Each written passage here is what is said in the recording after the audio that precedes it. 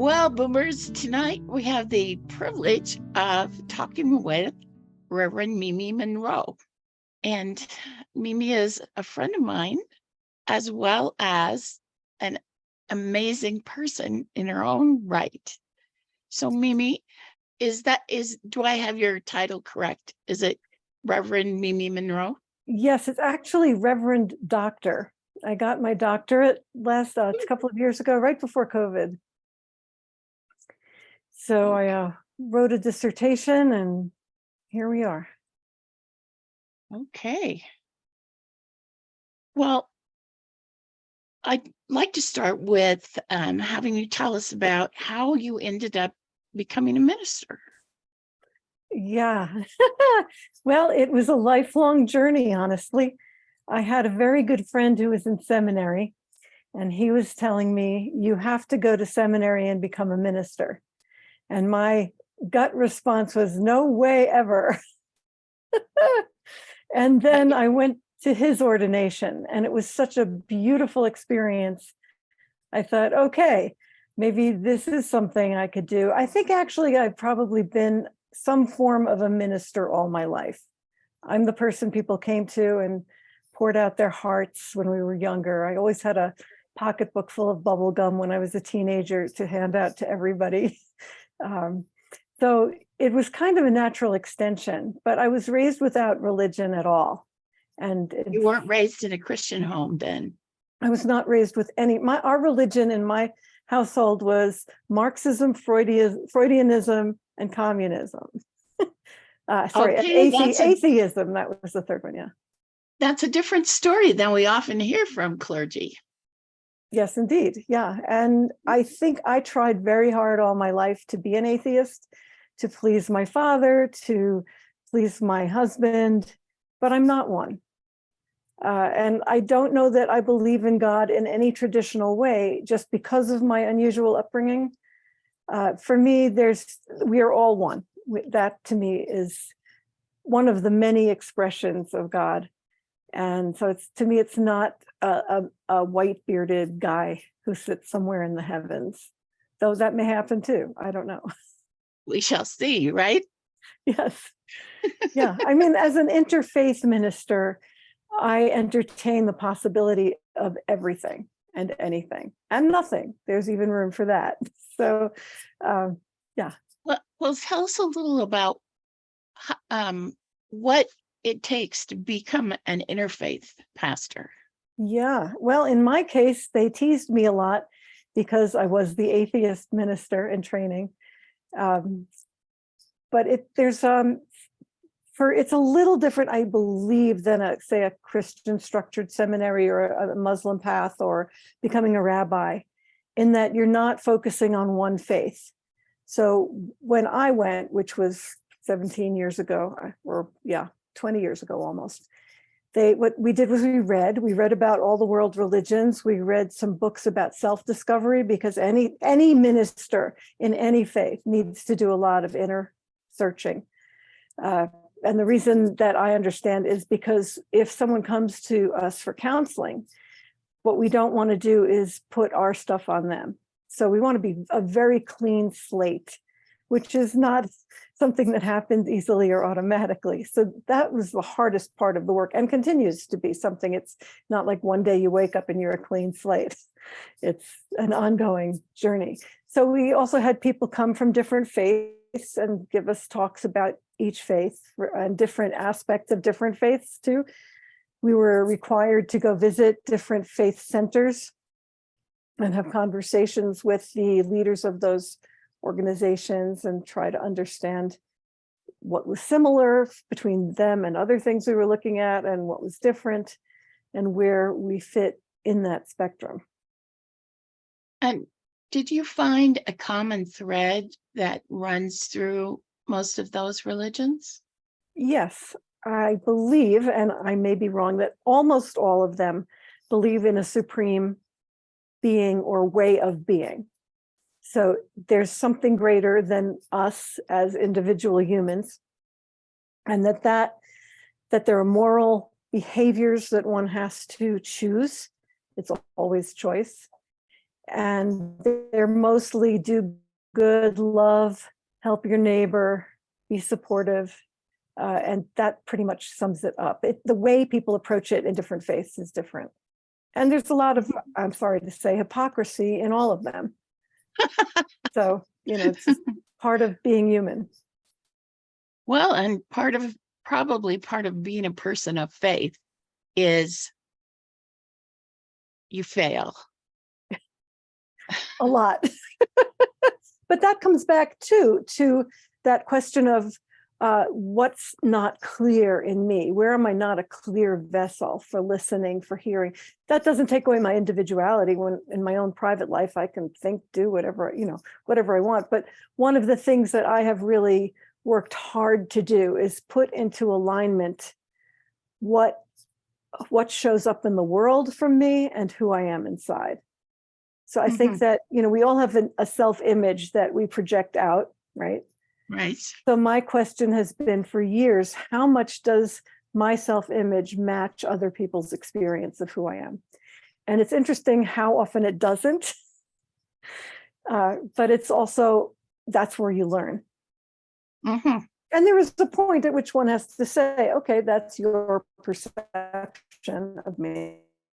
And I'm not here to convince anybody that I am who I say I am. That's not my job either. But to be aware, for this person, I'm not XYZ. I think from the landmark work, right? There's a point where you go and you interview people about yourself. Yes. Who do you say I am? Yes. It's an old question Jesus asked. Yes, indeed. Who do you say I am? And so if you were going to ask me that question, I would say who you are is a source of joy, that you are kindness always. I've never seen you be unkind. Thank you. And who I get to be around you is a spiritual person who continues to grow. Thank you. Yeah. I have to say that not everybody I interviewed saw me that way. Of course, it was 10 years ago, but I did interview my ex-husband by deliberate choice. And when I asked him the set of questions, he laughed and said, "Are you sure you want me to answer these?" And I said, yes. So it was very interesting because what came out in that conversation gave me a chance to realize where I had failed in that relationship. And, whereas I think there was a lot of blame, right? We both blamed each other for the failures that were there. And what I got to do was say, okay, this is how I showed up for him. And it wasn't who I want to be as a human being. And I got to apologize. And that was the beginning of a better relationship with him. Whether or not he ever feels like he can apologize, I don't need him to. I need to be the best me. But I'm not holding him to a standard. He has his own standard and he can hold himself to that. That's really inspiring. I mean, a lot of us have former spouses and significant others that have, where things failed, but they never got cleaned up. Mm-hmm.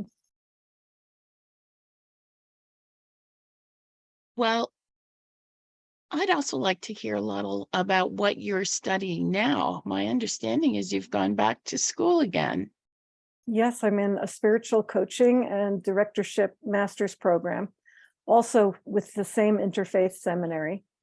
And it's really very interesting. It's a smaller class. So I think when I was in seminary in 2003, there were over 100 of us that started out. Not everybody ended up getting ordained. It's a lot of inner work again. And there were papers to write and all of the things that one does in school, we were really held accountable then. So this is a smaller group of about 40 people. And everybody comes from their own background, whatever it is. And there's not always agreement, but there's always discussion and open discussion and a willingness to hear who each other are. in the process of our growth. And there are people in the regular ordination process, there are people in the doctoral program, and there are people in the program that I am in as well. And then what kind of credentials do you get at the end of these programs?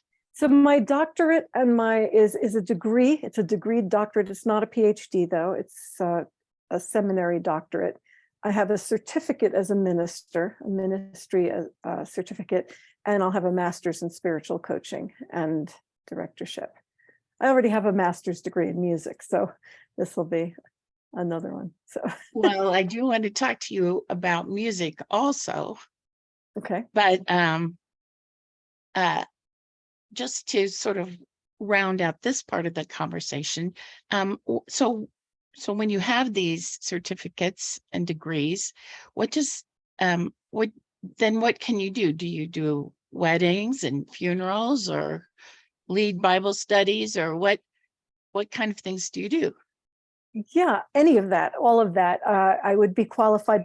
Mostly, I would say a preference would be to marry people of different faiths or people who don't belong to a faith tradition but want a spiritual union. I've done memorial services. I've done house service, home blessing services. I did my stepmother's funeral, which was perhaps one of the most memorable experiences I've had as a minister. And a lot of listening. I do a lot of listening. And helping people to see themselves in a light that helps them through whatever their current apparent obstacle is or challenge in their life.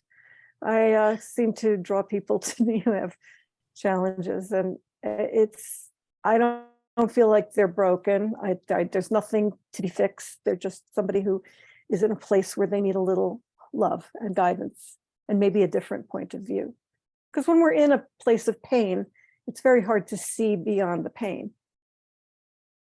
Right. Well, love, guidance, and a different point of view could make all the difference. Yeah, I am currently in touch with a friend on Facebook who just lost a baby. And I lost a baby before I even entered deliberately on a spiritual path. And I know what it was like for me. It was terrible. It was maybe the worst experience of my life. And there wasn't a lot of good conversation happening at that time about death. And we didn't talk about baby deaths a lot. There was on Children and Dying by Elizabeth Kubler-Ross, which just made me cry all the more when I read about other people's losses.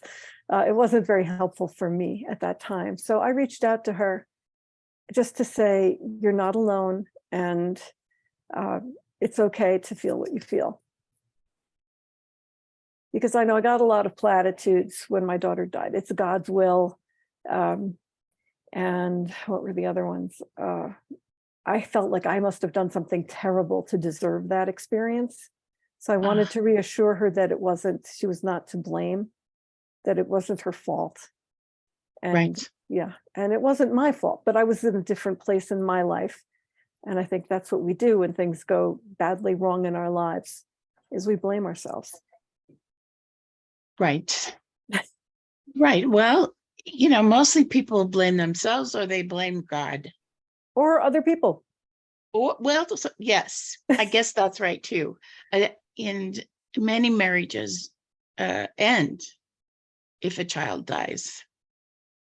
Yeah. It's just overwhelming. And there's so much blame, shame, and guilt.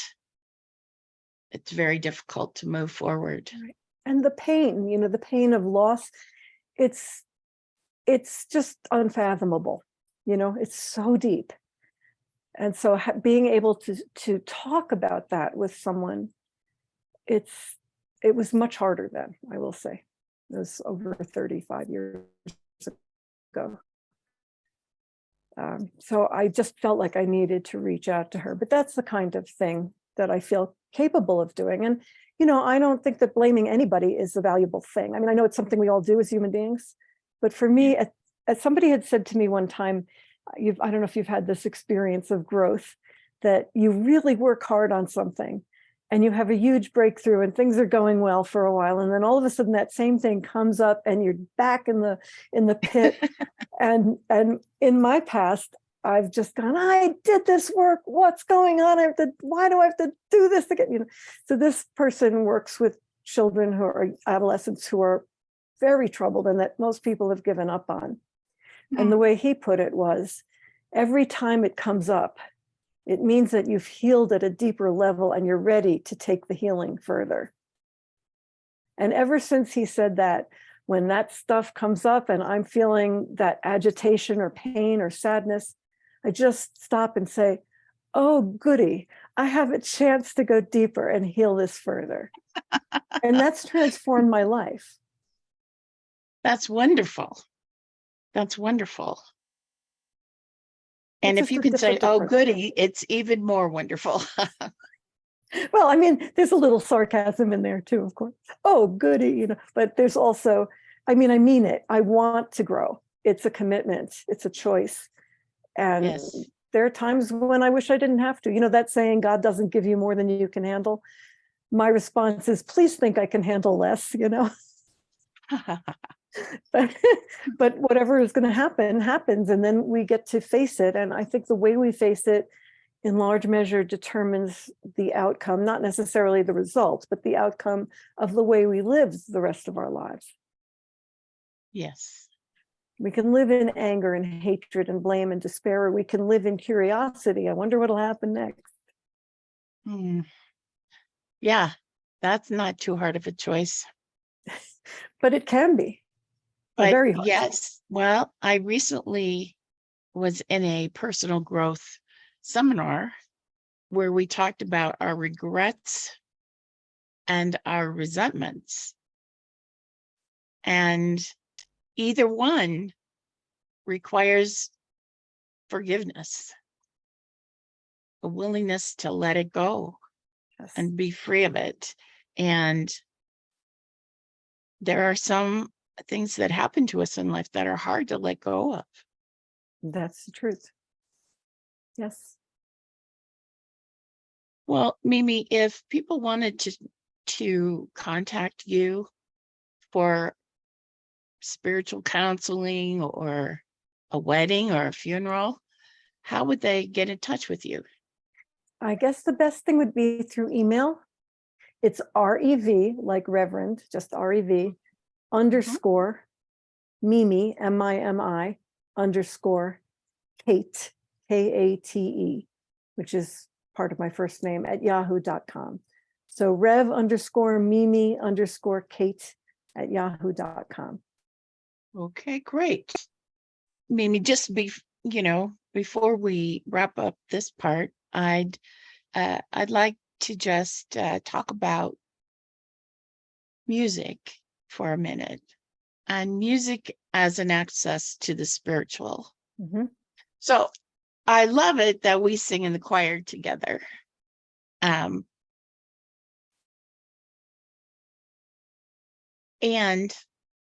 it makes a difference. It's like, I just see every Sunday the difference it makes that there are people willing to share their gifts as an access for other people to the spiritual. And particularly, I appreciate your vocal gifts. Thank you. Can you just say a little about that?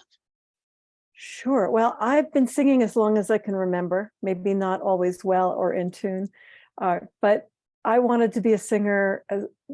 I think when I was 10, I asked my mother, can I get voice lessons? And she was very good about providing me with lessons for whatever I was interested in. But she did some research, and it apparently at that time, the recommendation was not to study voice until your voice changed.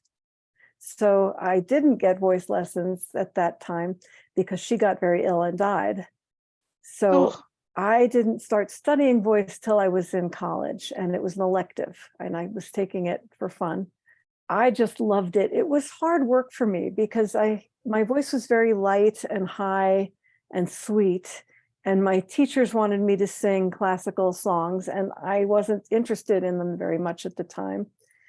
But I kept plugging away, and I just kept singing. And they opened up a program in liberal arts with a music emphasis. I entered that as a piano major. I am not a good pianist, but voice was always my love. And I've played guitar and sung since I was about 9. So little by little, I got the training to do all of it. And at one point, I was very shy about it. I mean, I did a lot of auditioning and nothing happened. It just wasn't the thing. I was an early music singer in graduate school. I sang a lot of Renaissance and Baroque music. And when I went out in the world and started auditioning for Renaissance and Baroque ensembles, they told me my voice was too big and I should be singing opera. So I did an about face, and I love opera, but it's not my first love. I love Renaissance music.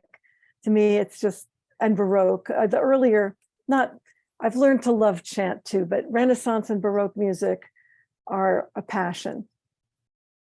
And to the point where anytime I hear it, or even as a teenager, I would get in someone's car, they'd be playing lute music. I'd go, what is that? I have to know what that is, And I ended up busking through Europe with a friend who played lute. We sang in every city we went to, or performed, he played and I sang. It went through our whole repertoire several times. We had about 3 hours worth of music between us without amplification. So we'd have to find a place with good enough sound. And then I felt very shy about it, but I was in an energy healing program when I was, at the same time I was in seminary. And one of the things I learned about gifts is that we are given gifts. Everybody has some kind of gift. But if we don't give our gifts, we're cheating people of our gifts. We're cheating ourselves of our gifts. That gifts are given to us to give to others. Might even say as a source of joy. Absolutely. Yes. And it's not an easy road, any gift, and there's work involved. I've studied voice most of my life. Well, since I was 20, I've had periods where I haven't had a teacher, but where I've been teaching. So I'm learning by teaching. How do I do that? And for me, singing is something that's a birthright that everyone needs to do, whether they're good at it or not, whether they ever sing in public or not. It's such a gift to be able to express through the voice. And this is this area, the throat chakra.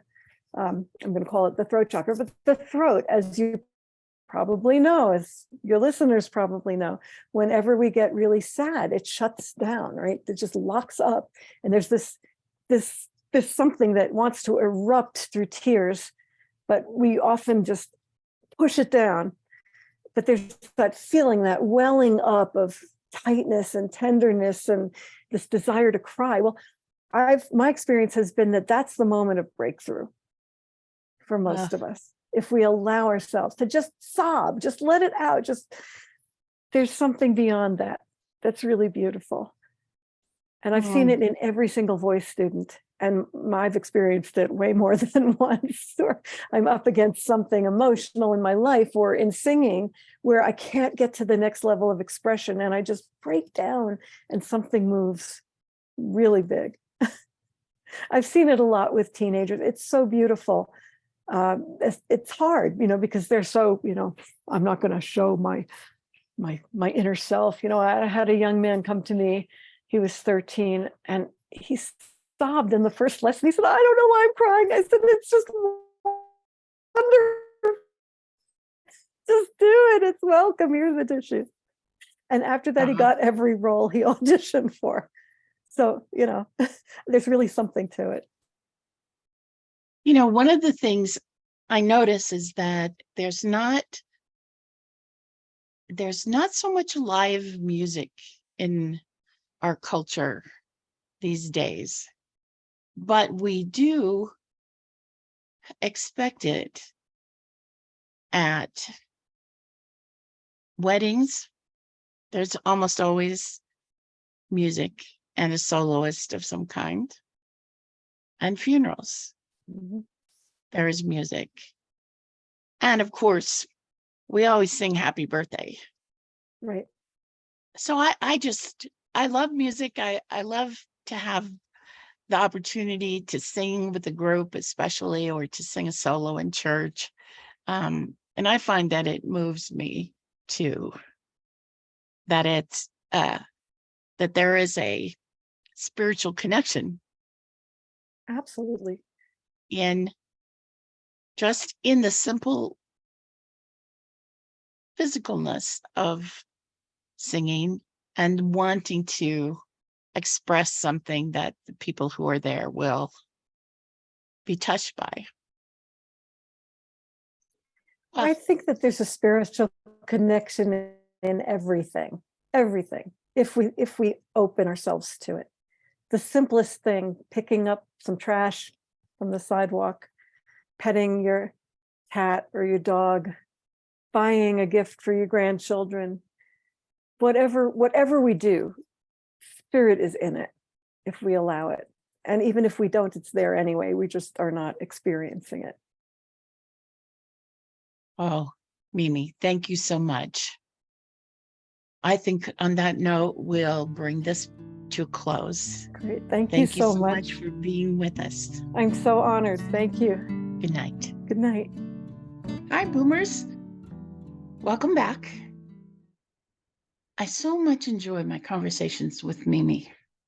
She has such a depth of spirit, and I admire her commitment to making spirit and the spiritual life and spiritual connection be available to everybody, whether you're a religious person or not.